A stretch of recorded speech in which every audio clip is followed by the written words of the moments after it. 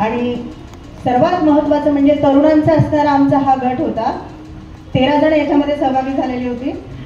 MCN चॅनलचे Anwar sir, समृद्धी, आकाश, दिशा, अपेक्षा, हर्षद, नवसांस्कृतिक पर्यायाचं काम करणारा सागर, रमेश जोशी आणि निलेश सर. मी त्यांनी जे मुद्दे मांडलेत त्याच्यामध्ये अगदी संक्षिप्त मांडण्याचा प्रयत्न करते. सर्वात महत्त्वाचं आहे की ही जी एकतर्फी प्रेमातून हिंसा होते तर याला सर्वात जबाबदार असणारी आपण. एखादी जखम असते तिला पूर्णपणे नाहीसं करण्यापेक्षा बाजूने मलम लावण्याचा प्रयत्न करतो आणि हेच या चर्चेमधून दिसून आलं. याची सर्वात महत्त्वाची कारणं आहेत की आपण जो प्रेम म्हणजे काय असतं ते खरं म्हणजे तरुणांपर्यंत आणि सर्वांपर्यंतच पोहोचवायला पाहिजे. त्याच्यामध्ये एरिक फ्रॉम जो जर्मन मानसशास्त्रज्ञ आहे यांची पण प्रेमाची जी संकल्पना आहे ती पुढे आलेली आहे. आणि केवळ भावनिक आणि शारीरिक आकर्षण म्हणजे प्रेम नाही आहे, तर जबाबदारी, आपण स्वार्थीपणा दुसऱ्या व्यक्तीबद्दलचा सोडला पाहिजे. दुसऱ्या समोरच्या व्यक्तीचा उत्कर्ष साधण्यासाठी आणि आपण समृद्धीसाठी प्रयत्नशील असलं पाहिजे आणि समोरच्या व्यक्तीबद्दलचं समर्पण भाव सुद्धा आपल्यामध्ये असला पाहिजे आणि त्याला समजून घेण्याची कुवत असली पाहिजे. सर्वात महत्त्वाची गोष्ट म्हणजे स्त्री पुरुष समानतेचा आदर दोघांमध्ये असला पाहिजे. ही इरिक फ्रॉमची प्रेमाची संकल्पना.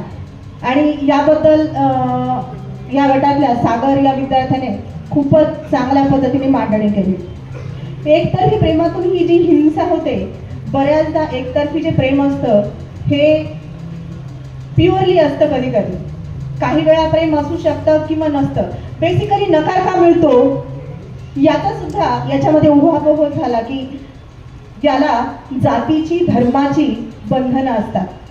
मुलगी नाही का म्हणते तर तिला माहीत असतं की घरामधून आपण जर प्रेम करतोय, प्रेमाची ही जी संकल्पना अत्यंत उदात्त आहे आणि ही जी संकल्पना आपण त्याला किती संकुचित करून सोडतोय. राज्यघटनेने आपल्याला अधिकार दिलेले आहेत. खरं जर पाहिलं तर शेतीचा शोध सुद्धा स्त्रियांनी लावलेला आहे. म्हणजेच सामाजिक पातळीवरती ती उत्पादक शक्ती होती आणि तसंच कौटुंबिक माध्यमातून किंवा कुटुंबामध्ये सुद्धा ती एक उत्पादन करणारी वस्तू होती. पण जेव्हा जेव्हा उत्पन्न वाढू लागलं, वर्कड मूल्य वाढलं, त्यावेळी पितृसत्ताक पद्धतीने त्याच्यावरती आक्रमण करायला सुरुवात केली. आणि हा सर्वात महत्त्वाचा मुद्दा होता की पितृसत्ताक पद्धती, धर्मव्यवस्था आणि जाती व्यवस्था ही सर्वात मोठी कारणं या एकतर्फी प्रेमातून ज्या हिंसा होतात याच्या ही कारणीभूत आहे. सर्वात महत्त्वाचं म्हणजे आपण जर वेद, उपनिषद किंवा मनुस्मृती जर पाहिली किंवा त्याचा वरकरणी जर अभ्यास केला तर नारी नर का द्वारे उसे ढोल की तरह पीटना चाहिए. स्त्रियांना शिक्षणाचा अधिकार द्यायला नकोय हे मनुस्मृतीमध्ये सांगितलं गेलेलं आहे. आणि तीच जी बीजं आहेत ही मनुवादी लोक आजपर्यंत रुजवण्याचा पुरेपूर प्रयत्न करत आहेत. एकतर्फी प्रेमाबद्दल जर पार्श्वभूमी आपण जर पाहिली तर डॉक्टर बाबासाहेब आंबेडकर यांनी आपल्याला राज्यघटनेतूनच अभिव्यक्तीचं स्वातंत्र्य दिलेलं आहे, जोडीदार निवडण्याचं स्वातंत्र्य दिलेलं आहे. लग्न कोणासोबत करायचं, आपण अडल्ट आहोत म्हणजे आपण 18 वर्षाच्या पुढे आहोत, 21 वर्षाच्या पुढे आहोत, म्हणजे तुम्हाला सर्व अधिकार तुमचे मानले जातात. म्हणजे तुम्हाला मतदानाचा अधिकार आहे, तुम्हाला बाकी नागरी स्वातंत्र्य सर्व आहे. मग इथेच महिला कशा कमी पडतात हो? इथं ज्यावेळी मुलगा निवडीचं स्वातंत्र्य किंवा तुम्हाला जोडीदार निवडण्याचं स्वातंत्र्य मिळायला लागतं, तुमची जेव्हा ही वेळ येते की तुम्हाला जोडीदार निवडायचा, त्यावेळी मात्र सफाईदारपणे या गोष्टीकडे दुर्लक्ष केलं जातं. म्हणजे काय, इथे पुन्हा स्त्रियांना डावलण्याचा प्रयत्न होतो. तुम्ही एकीकडे मतदानाचा अधिकार देताय आणि दुसरीकडे तुम्ही ही मुलगी म्हणजे हिला कळणार नाही, म्हणजे तुम्ही काही लहान बालक आहे का बाकी सगळ्या गोष्टी ती संविधानाने तुम्ही दिलेल्या आहे म्हणून ती सगळी वापरते, पण मग महिला म्हणून तुम्ही ही गोष्ट कशी नाकारू शकता? हा सुद्धा एक मुद्दा त्याच्यावरती चर्चेला आलेला आहे. बऱ्याचदा असं होतं की जातीतला मुलगा बघूनच आपण सोयीने जोडीदार निवडण्याचा प्रयत्न करत असतो.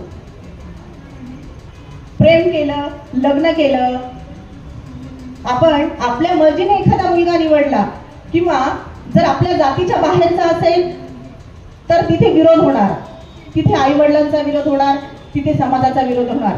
आणि आंतरधर्मीय असेल तर मग तर विचारायलाच नको, मग तर आणखी कॉम्प्लिकेशन्स वाढत जातात. आणि याचा सर्व जो बेस आहे हा पितृसत्ताक पद्धतीमध्ये आहे. म्हणजेच काय तर जाती आणि धर्माची बंधनं जास्त रूढ करण्यासाठी ह्या सगळ्या गोष्टी जे सत्ताधारी आहेत ते सातत्याने करत असतात.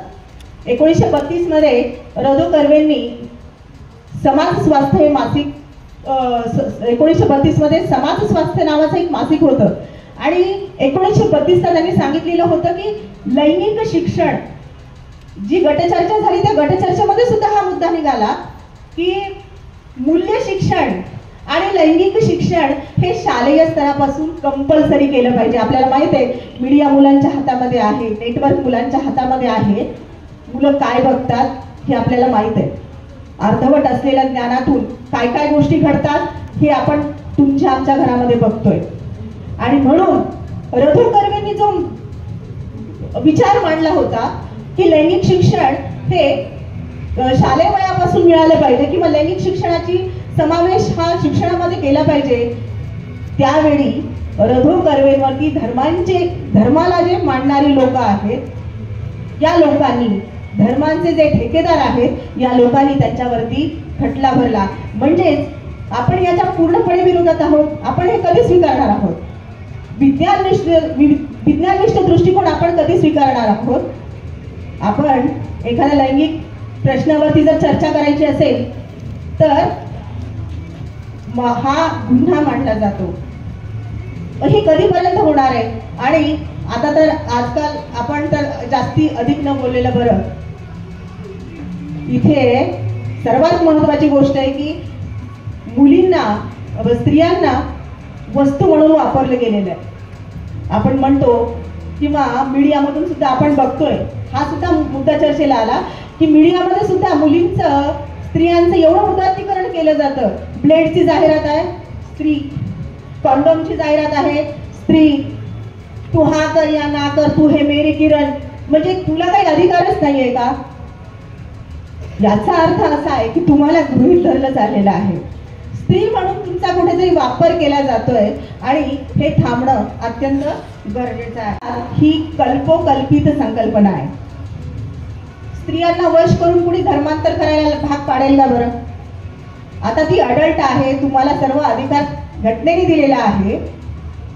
कोणता मुलगा निवडायचा किंवा कुठला जोडीदार निवडायचा याचं स्वातंत्र्य तुम्हाला घटनेने दिलेलं असताना लव्ह जिहाद कायदा खरं म्हणजे काही ठिकाणी हे लागू करण्यात आलेलं आहे आणि इथे सुद्धा त्याची चर्चा, महाराष्ट्रामध्ये सुद्धा त्याची चर्चा होऊ पाहते.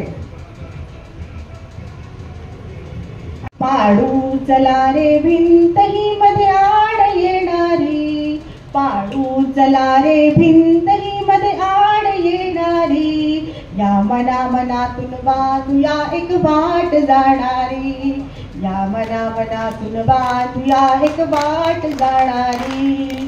हा हिंदू मुस्लिम तू रे, भेद कसा हा मानव सारे, भेद कसा हा मानव सारे, भेद कसा हा मानव सारे, जाती सवा धर्मा परे मानवता प्यारी, या मना मनातून बांधूया एक वाट जाणारी, या मना मनातून बांधूया एक वाट जाणारी. इन्क्लाब जिंदाबाद.